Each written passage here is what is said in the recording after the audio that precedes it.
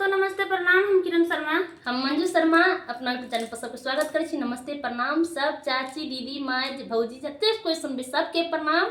अब बहुत प्यारा सा कजरी गीत गावे जा रहल छी हम सब, और हम दोनों देवरानी जेठानी जा रहल छी कजरी गीत गावे। और जरूर अहाँ सब सुनब, आनंद लेब गीत के। अहाँ सब कमेंट करके जरूर बहुत बताएब प्यारा सा किनका सबके गीत नीक लगैया, हमरा सबके कजरी गीत। जिनका सबके नीक लागत किनका सबके गीत, जिनका सबके पिया परदेश रहैत हैत, कमेंट करके जरूर बताएब। अहाँ सबके खास कमेंट त इनका लेल हम गीत गावे जा रहल छी। इंतजार करब। इनकर पिया हरदम परदेश रहे छै त हिनकर मन हरदम बेचैन रहे छै, एकदम मन उड़ल रहे छथिन हरदम की कखन एथिन नहीं एथिन हमेशा। त गीत के माध्यम से सुन लेबे। पियावा जे बड़ हित आ जेहने करेलवा तेहने तीत।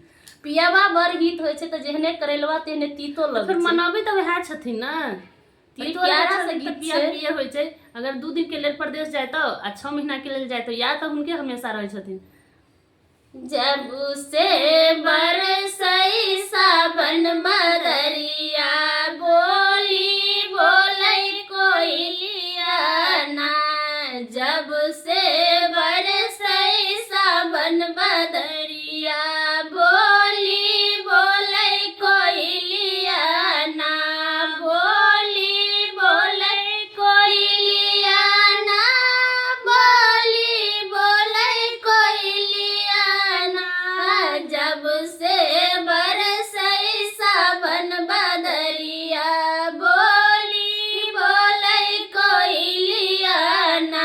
कोइली के बोली सुनी जिया मर धर खास का धर की है बोली के बोली सुनी जिया मर धर के।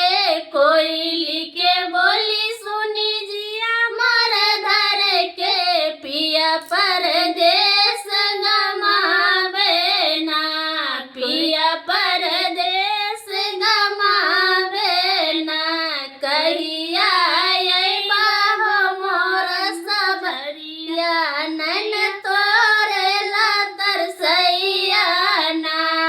कहिया अइबा हो मोर सबरिया नैन तोरेला तरसैया ना। नैन तोरेला तरसैया ना। जब से बरसई सावन बदरिया बोली बोलै कोइलिया ना। जब से बरसई सावन बदरिया बोली बोलै कोइलिया ना। बोली बोलै कोइलिया ना। बोली बोलै कोइलिया ना। जब से बरसई सावन बदरिया बोली बोलै कोइलिया ना। कोइली के बोली सुनी मन मोर तरसे। कोइली के बोली सुनी मन मोर तरसे। पिया परदेश गमावे ना। पिया परदेश गमावे ना। कहिया अइबा हो मोर सबरिया जिया तोरेला तरसैया ना। कहिया अइबा हो मोर सबरिया जिया तोरेला तरसैया ना। जब से बरसई सावन बदरिया बोली बोलै कोइलिया ना। जब से बरसई सावन बदरिया बोली बोलै कोइलिया ना। बोली बोलै कोइलिया ना। बोली बोलै कोइलिया ना। जब से बरसई सावन बदरिया बोली बोलै कोइलिया ना। कोइली के बोली सुनी मन मोर कुह के। कोइली के बोली सुनी मन मोर कुह के। पिया परदेश गमावे ना।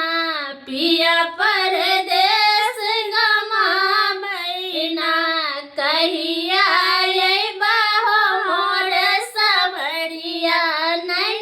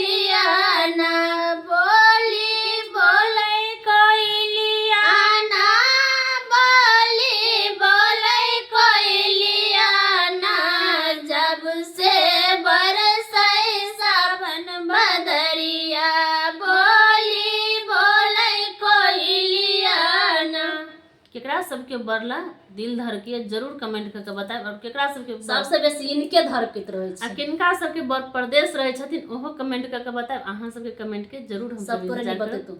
नहीं तनी हमरो बता देब तब ना हम बुझबी कि हमरा सही ने एते फ्रेंड हमरा यूट्यूब पर छै कि कुछ अपनो दिल के बात हमरो बताबै छै। हम अपना दिल के जब बात अहाँ सबके बता देली तो अहाँ सब किया नहीं हमरा बतेबै। जरूर अहाँ सब बताबऽ के कोशिश करू। जेना नहीं हमर जेठानी छथिन तो ना जेठानी के तो देवरानी देख के तो हमेशा जलन होइत रहे छथिन। अहाँ सबके तो पता बतेती है कि एगो में दूगो लगा के झगड़े हमेशा लगेथिन बतेथिन नहीं।